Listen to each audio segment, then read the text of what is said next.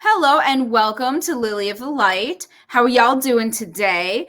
I'm so glad that you guys could join us. So tonight we're going to have a discussion with the absolutely fabulous Debbie Harden, and we're going to be discussing talking to animals, animal communication, animal healing, and I mean like fur, feathers, scales, hair, all of it. Like all are welcome, all species. Let's bring it in. So let's have Debbie Bop up on here and chat. Hi, Debbie. How you doing? Hi, how are you? I am doing great. So, do you want to tell us a little bit about yourself? Like, do you do animal communication and healing? And how did you get into it? Okay, first let me explain the little lump on my stomach here. I am not with child. This is a chihuahua under a blanket. Just had to get that out of the way. I think basically I've been doing it probably my whole life. I always had more of a connect with animals than with people. I was extremely shy as a child. And so it was just much easier for me to communicate with animals than it was with people. I do both healing and the psychic communication, mediumship type of thing. So a lot of times it will be people who their animal has passed, but sometimes it's people who, more likely than not, it was an adopted animal and they want to know what they went through prior to them receiving them, and maybe some insights as to why they have certain habits, what that's caused by. So professionally, probably doing it about 10 years, but always having the gift and ability and like drawn to animals. Absolutely. Very drawn to animals, and I think that's why it's easy for me to do. I think that we all have these abilities. Yes. Some people might be better at one thing than another, and for me it's just easy with the animals. So definitely. And I actually didn't get into animal communication and healing until I was much older, and I focused on like humans and everything, and that's where my training was. And actually, I learned animals on my oldest friend. She is my sacrificial lamb. She is my guinea pig for everything. And so she worked at a haunted hotel in our hometown and did the night shift. So I would go over there and practice animal communication in a haunted hotel in the middle of the night on giant, like big boxer bulldogs. And I was just like, yep, this is my life. So I didn't learn it until get really comfortable with it until my late teens, early 20s. And that's when it started like incorporating into my life and everything like that. So being it as a child must have been really cool. Yeah, but again, it was just, that was what I was more comfortable with. I was more being with animals than with people. So it was just kind of a natural thing for me. I do people too. And he asked me early on, how do you do animals? And I just said, well, how do you do people? It's a thing to me, you know. So. Yes. Very cool. And Jana says hi. Hi, Jana. Yes, it's the cat hat. It's the Maria Shaw cat hat that I wear whenever I do animal stuff now, because who doesn't want ears? I mean, it is adorable. But yeah, so I'm interested in your take on the difference between animal communication and animal healing. Do you see a difference? Well, they kind of go hand in hand with each other. I think to really do a good animal healing, there has to be that communication there. You have to be able to have the animal let you know what's going on and maybe why it's going on. So they definitely go hand in hand. I think it's very similar to people. For me, healing a person is the same way. I want that communication. I want that feedback. Know that things are going correctly. Definitely. And to get the input if something's working or not, it's with an animal, it's a psychic connection, and whatever gifts or abilities you have, like whether it's claircognizance, just knowing, or clairaudience, you hear a voice or something. It's like, does this work for you? And the animal goes, yes. One of the, I don't know if you remember this, but months ago, we were at an event and you were communicating with a dog on the fly. and he was answering back like verbally, like making noises, but then you understood the words behind the noises. You had a full, I wish I would have recorded it. Yes. And so it's animals do react to that. Do you remember that I think I know who you're talking about. Yeah. yeah, the puppy with the sore paws, and and it was immediately watching you, it was a connection to the animal. Like, we could have been talking and you wouldn't have, like, your focus was on the animal. Your dedication was to the animal and communicating. And as much as it was fun, and I'm sure we were all giggling, oh my God, he's woo, woo, woo, it's so cute. But you were more concerned about the animal's well-being and especially their emotional state.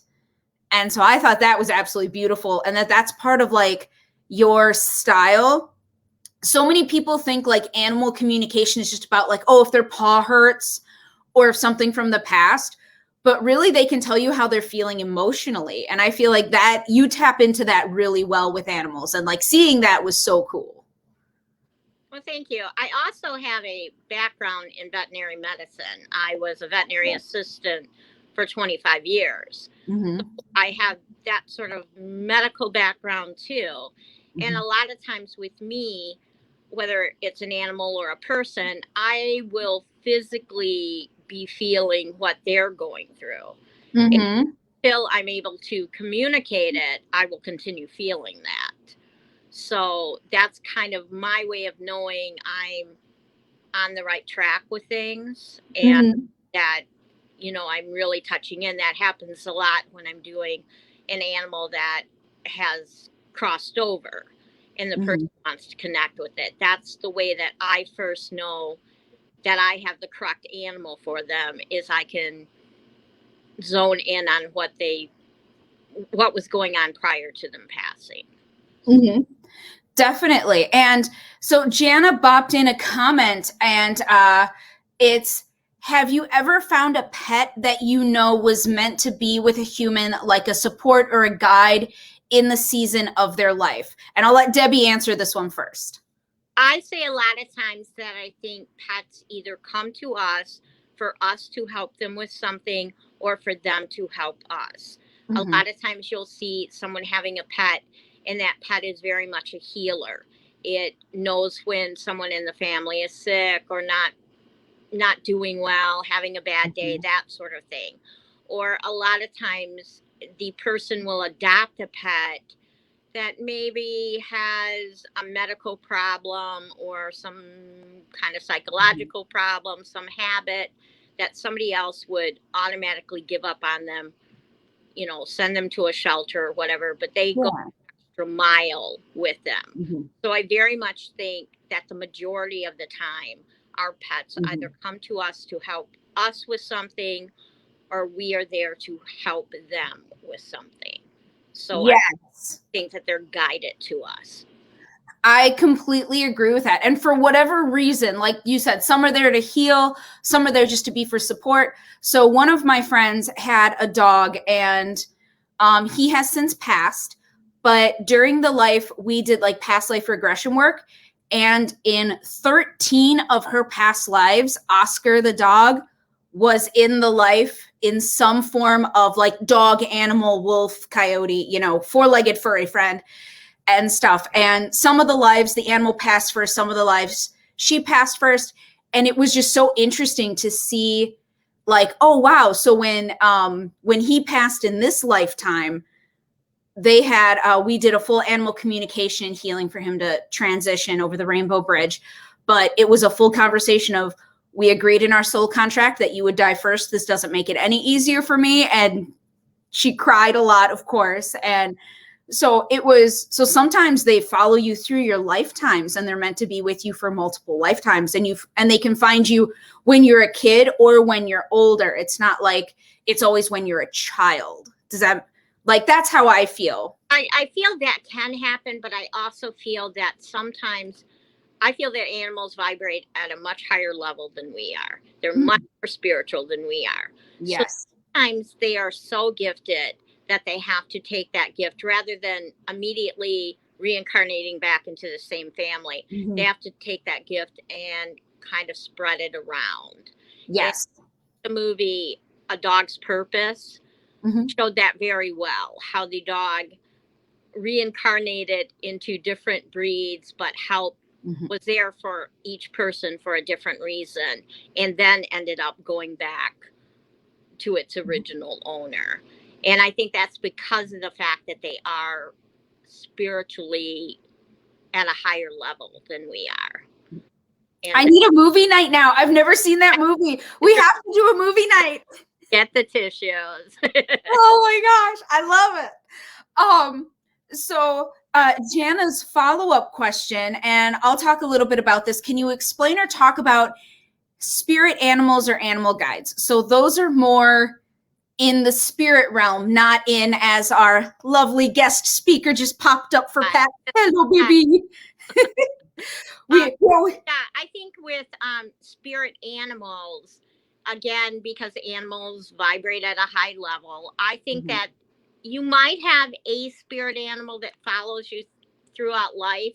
But for the most part, I think that, at least for me, whenever I am asking the universe a question or I need an answer for something, a lot of times I will see it in the form of an animal. And that's how I get my answer. Sometimes you will have spirit guides, animals that are spirit guides to help you through certain situations. Instance, trying to think of one. If you had like a bee, bees are known to be the busy little workers and everything. And maybe that's an indication actually for you to slow down, that you don't need to always work so hard. You need to work hard enough to get it done, but not so hard that you're killing yourself over it, type of thing. So you have to look at, and don't always just go and you look up the definition of like, what's the metaphysical meaning of a robin? And people want to take that first little line, always kind of dig deeper, because it might not be, usually it's the, roses type thing, the first line is, it's so wonderful.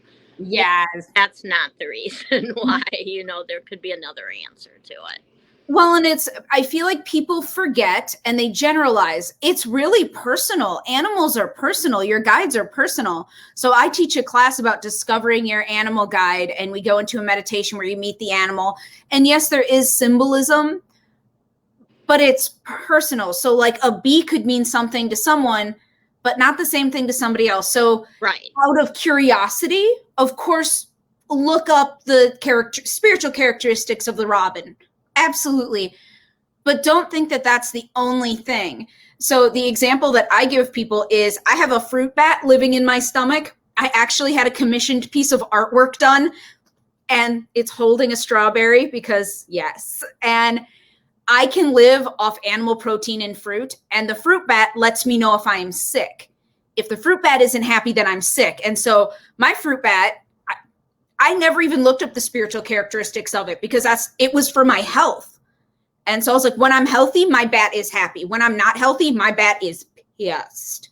But that's easier for you because you work in this sort of thing. Yes. But for the average person, I kind of think they have to initially kind of look up, but not just that first line, really look up and read, take some different, go to a few different sites, that sort of thing. But right. And I think that's kind of what I'm saying too, is that it's not going to be the same meaning for every single person. Yes. And that it takes some exploration, and it's never cliche. I cannot tell you how many sessions I have done and people say, but I'm a lone wolf. There's a wolf. It's got to be a wolf. That's the animal, a wolf. Girl. No, it's a caterpillar. Be happy. Like, right.